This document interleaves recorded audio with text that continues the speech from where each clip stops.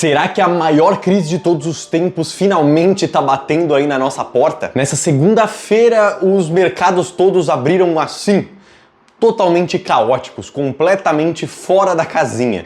Isso por conta aí do Japão, mas não somente por conta do Japão. Antes de qualquer coisa, eu já quero pedir para vocês deixarem seu like, se inscreverem no canal, ativar o sininho para não perder nenhuma notificação e também me seguir em todas as redes sociais que estão aqui na descrição do vídeo. Porque no vídeo de hoje eu quero explicar para vocês o que aconteceu, por que aconteceu e o que fazer para se precaver dessa situação. Porque afinal de nada adianta saber de tanta coisa, de tantas coisas que podem acontecer, se você não saber o que fazer para estar preparado. Esse movimento todo que aconteceu na segunda-feira e está gerando preocupações até agora, aconteceu principalmente porque o Japão subiu sua taxa de juros, subiu levemente sua taxa de juros, subiu em 0,25, foi de 0 para 0,25. E esses míseros 0,25 já causaram todo esse caos. De qualquer forma, uma breve explicação aqui por que isso aconteceu, certo? Os bancos centrais, eles mexem na taxa de juros do país para fazer política monetária, certo? Isso é normal, acontece em todos os países do mundo. Eles manipulam a taxa de juros para controlar a inflação, para causar menos desemprego, para poder fazer política monetária no geral. Quando alguém sobe uma taxa de juros, geralmente o que você está falando, né? Quando o Banco Central sobe a taxa de juros, ele está fazendo uma política que é contracionista, uma política que visa controlar a inflação e que geralmente aprecia o valor da moeda, faz a moeda subir de preço. Isso porque quando a taxa de juros sobe, fica mais caro para você pegar dinheiro, tem menos dinheiro disponível e com menos dinheiro disponível você tem menos consumo. Você tendo menos consumo, você tem menos inflação, porque você tem uma demanda reduzida e uma oferta, obviamente a oferta se mantendo igual. Isso é o beabá da economia, certo? Isso é como funcionam as coisas no mais básico e elementar. Já se a taxa de juros desce, alguém desce a taxa de juros, você tem o oposto acontecendo. Você tem o dinheiro mais barato para você conseguir pegar, então fica muito mais fácil para você consumir, muito mais fácil para você financiar, para você parcelar, para qualquer coisa do tipo. O Banco Central do Japão, ele nos últimos muitos anos, ele está sentado em cima do iene, vendo o iene caindo ano após ano, década após década, ele está sentado e vendo o iene perdendo valor frente às outras moedas. E a perda do poder de compra incomoda, obviamente, os japoneses. Só que era muito difícil do Banco Central japonês subir isso sem causar um crash. Isso porque muitos bancos e instituições fazem uma operação que é chamada de carry trade, tá? Para caso você não saiba o que é esse carry trade, nada mais é do que uma operação em que bancos e instituições pegam dinheiro em países em que é mais barato pegar esse dinheiro e investem em países que investem em países que pagam mais, que rentabilizam mais em cima desse dinheiro. Ou seja, pegam dinheiro no Japão, que tinha uma taxa de 0,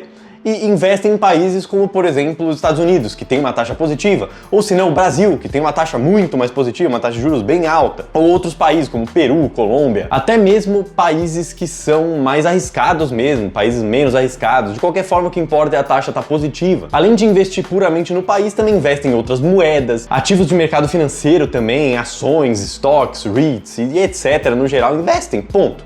Investem em coisas que vão ser mais rentáveis. Mas exclusivamente o carry trade, que é muito feito utilizando a moeda japonesa, é feito dessa forma. Pega lá o dinheiro no Japão, investe num país que tem uma taxa de juros maior e pega de rentabilidade a diferença entre essas duas coisas. Fazendo isso, além de ganhar na rentabilidade entre essas duas pontas aqui, além disso, o banco, a instituição também ganha, porque o iene está se desvalorizando ano após ano, perdendo valor cada vez mais. Então, como você tem o iene perdendo valor cada vez mais, as pessoas tomam dívida lá no Japão em iene, investem em outros países, em outras moedas, na hora que a pessoa vai desfazer essa posição, além de ganhar esse diferencial aí dos juros, a instituição ou o banco também vai ganhar ali, porque você vai conseguir converter em muito mais iene do que você tinha antes. Só que também a dívida que a instituição está tendo é uma dívida na moeda iene. A principal dívida, né?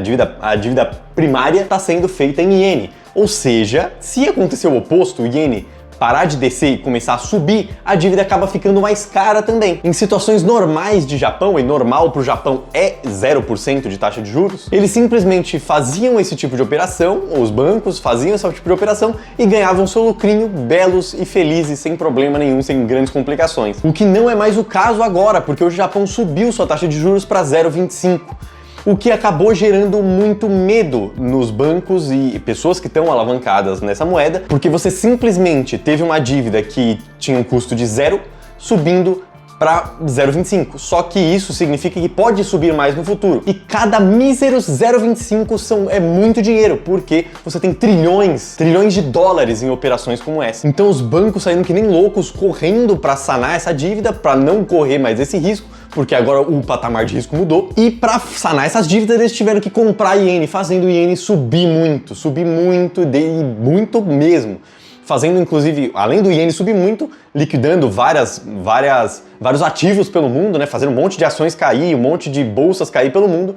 E inclusive a bolsa do Japão mesmo derreteu e deu circuit breaker, gerando todo esse alvoroço e esse possível início aí de uma recessão. Uma recessão não só no Japão, mas em outros lugares do mundo também. E também deixando claro que esse tipo de operação tem um risco aí que muitas vezes é deixado de lado, mas que é um risco real. Claramente a gente tem em vista aí um problema fundamental. E a recessão pode sim ter começado já nesse momento, já pode ter começado, a gente está vivendo nela nesse momento, mas sem perceber grandes efeitos por enquanto. Mas não dá pra ter certeza absoluta disso, porque geralmente você só consegue ver isso lá no futuro, quando você olhar pra trás e falar, putz, realmente esse aqui foi o momento.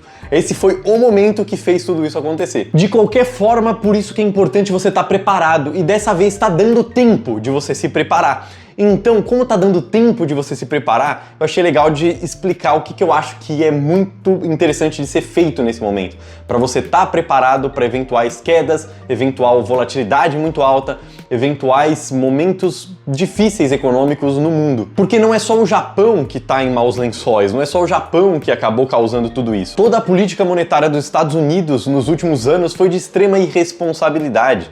Foi de muita expansão monetária, muito dinheiro sendo impresso, muita alavancagem, muito quantitative easing no geral, não dá para chamar exatamente disso, mas meio que né?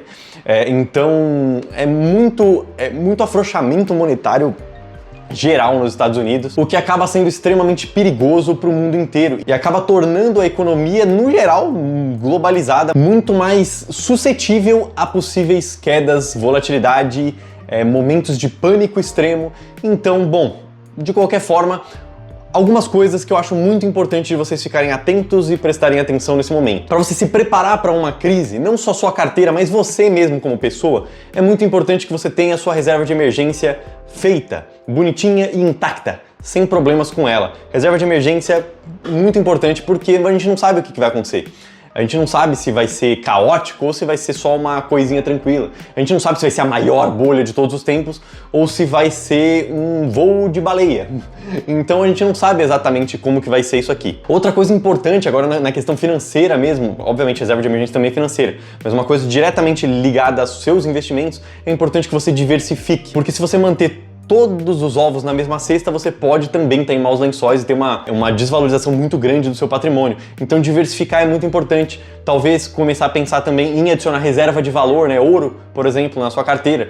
E adicionando ao longo do tempo ouro, não precisa colocar tudo desesperadamente. Nenhum movimento na bolsa de valores deve ser desesperado, deve ser consciente sempre. Continuar comprando, independente das quedas, também é muito importante para ir abaixando o seu preço médio, comprando coisas cada vez mais baratas e não simplesmente vendo tudo cair e não fazendo nada, ficar paralisado. Ou pior ainda, sair vendendo os seus ativos.